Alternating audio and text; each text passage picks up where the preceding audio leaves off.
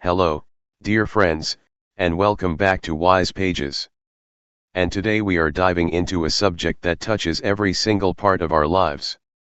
We are exploring the incredible wisdom of the Willpower Instinct by Kelly McGonigal. Now, what exactly is willpower? Simply put, it is the power to control your thoughts, your emotions, and your actions. It is the essential ingredient for achieving your goals and bringing real, positive change into your life. The purpose of this book, and our discussion today, is to help you understand exactly how willpower works and, more importantly, what you can do to develop it further. The crucial truth is this: most people fail at self-control not because they are weak or lazy, but because they make common, predictable mistakes. By understanding these mistakes, you can avoid them and set yourself up for lasting success.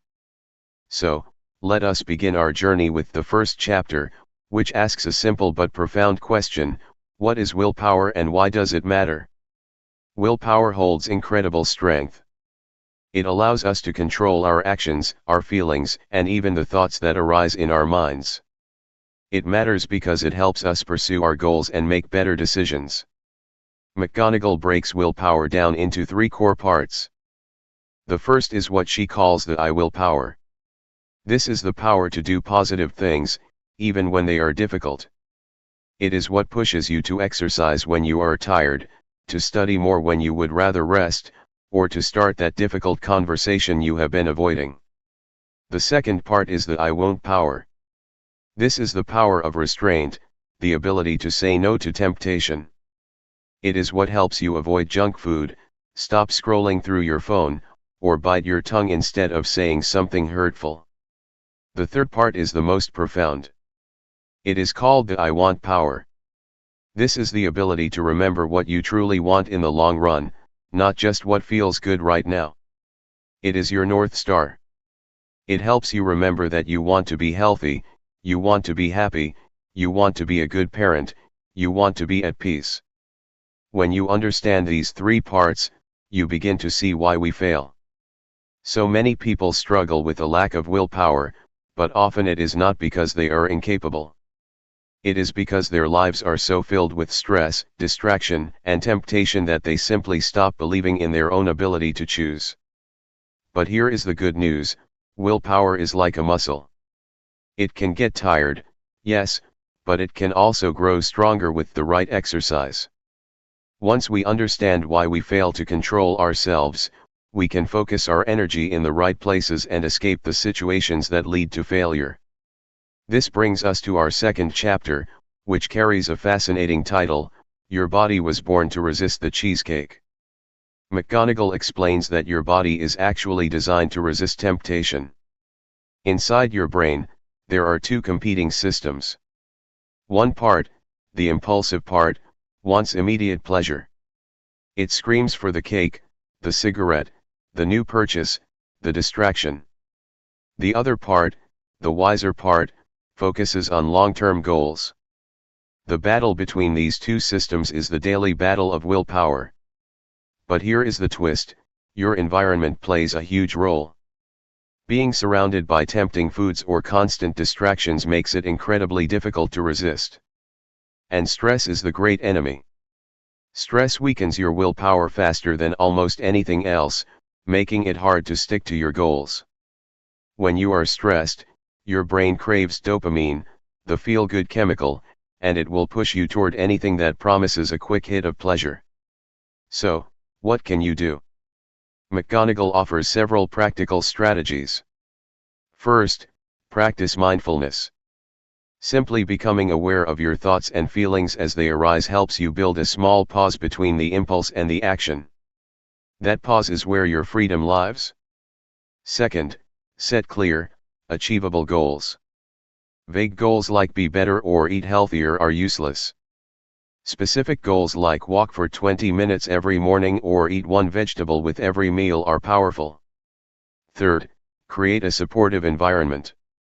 Surround yourself with people and things that encourage good habits, not bad ones.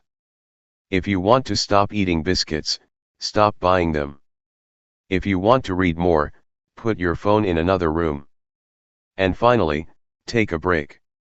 Just as a muscle needs rest after exercise, your willpower needs to recharge.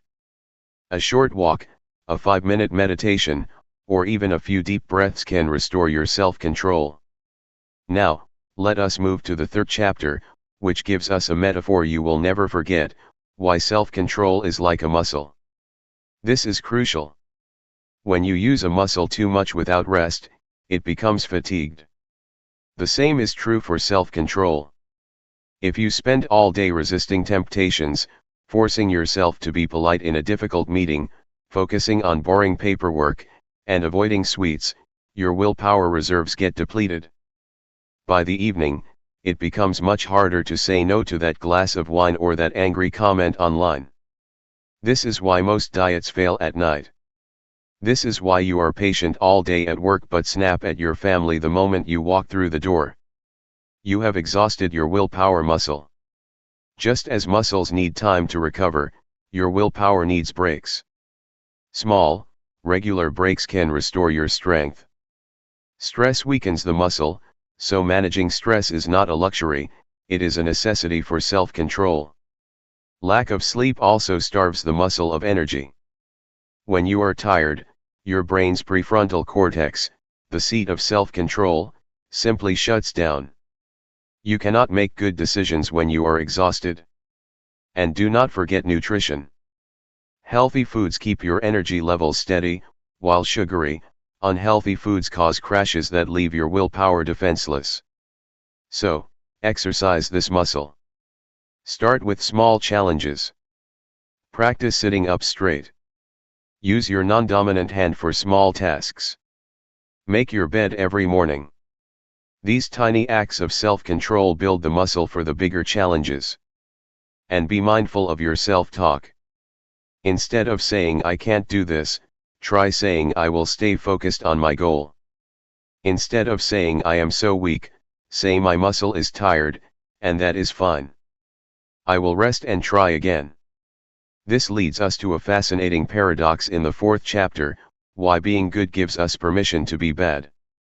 Have you ever noticed that after you do something virtuous, like going for a run or eating a salad for lunch, you feel entitled to do something bad? This is what McGonagall calls moral licensing.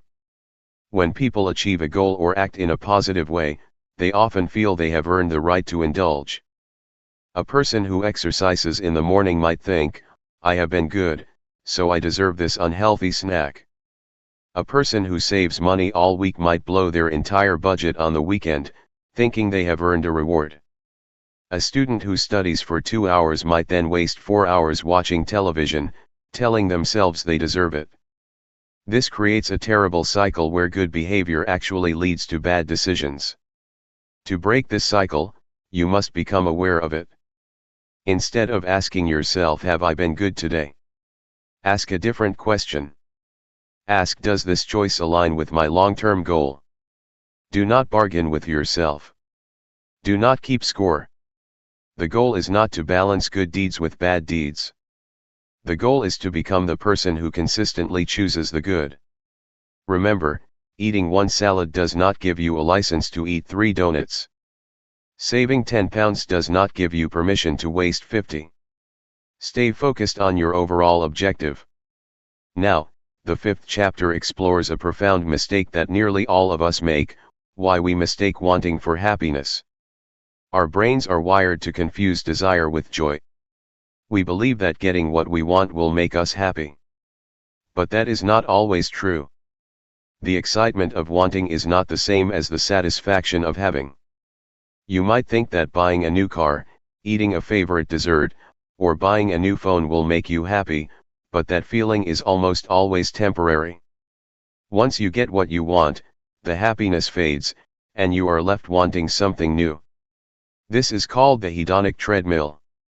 You run and run, chasing the next thing, but you never actually arrive at lasting happiness. This chase for instant gratification can lead to a long-term hangover of regret. People often seek immediate rewards to escape difficulty, boredom, or sadness.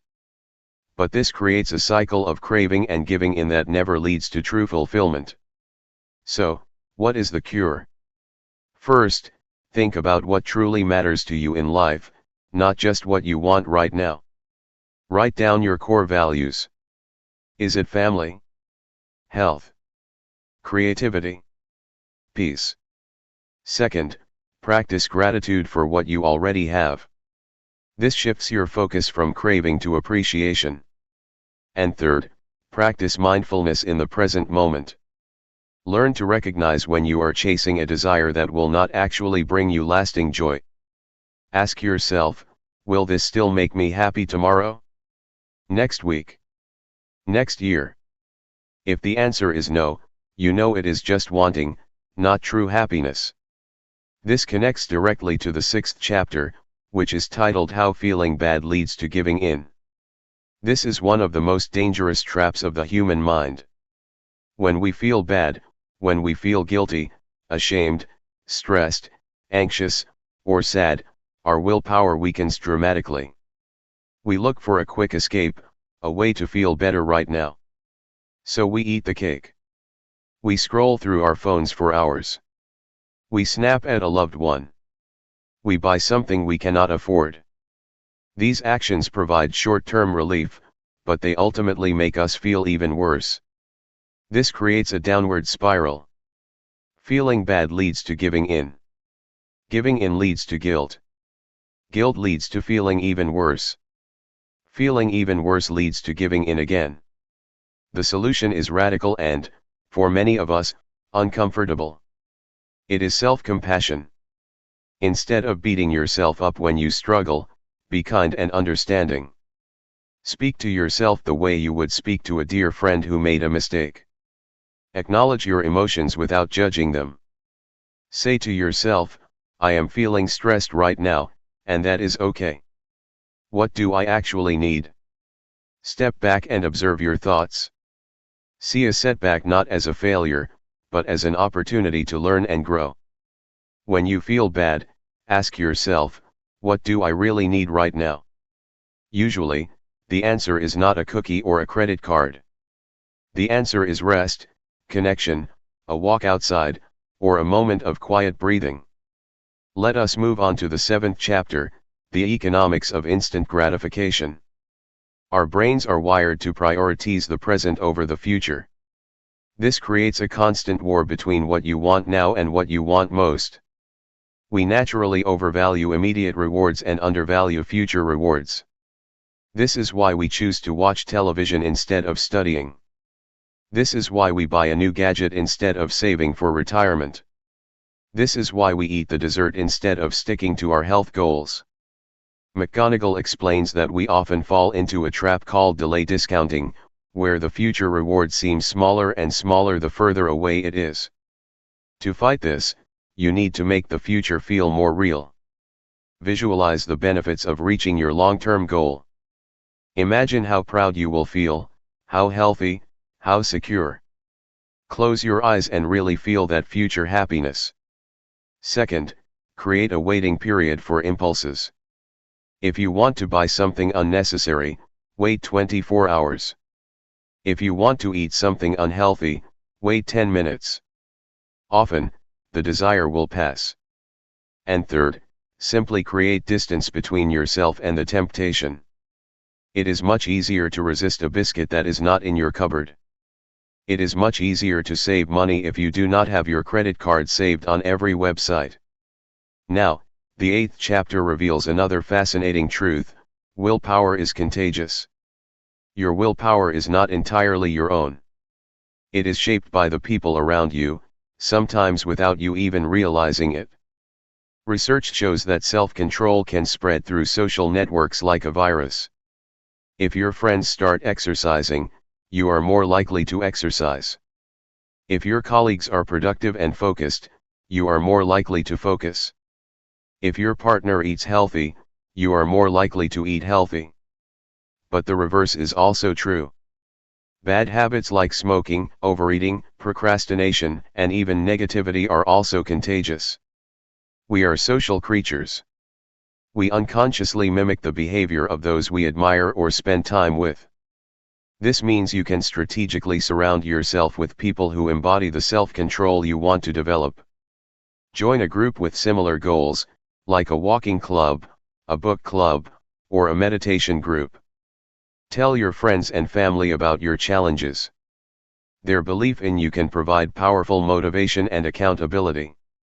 If everyone around you is working toward a goal, your brain will naturally follow. So choose your tribe carefully.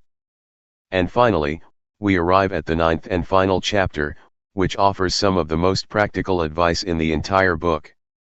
The problem with simply saying I won't is that it often backfires. Just saying I won't eat that cake can work for a short time, but it often creates what psychologists call ironic rebound. The more you try to suppress a thought or a craving, the more it haunts you. Try not to think about a pink elephant. What are you thinking about right now? A pink elephant. Exactly.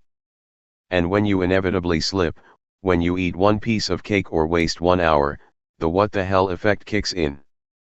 You think to yourself, well, I have already failed. I have already ruined my diet. I might as well eat the whole cake.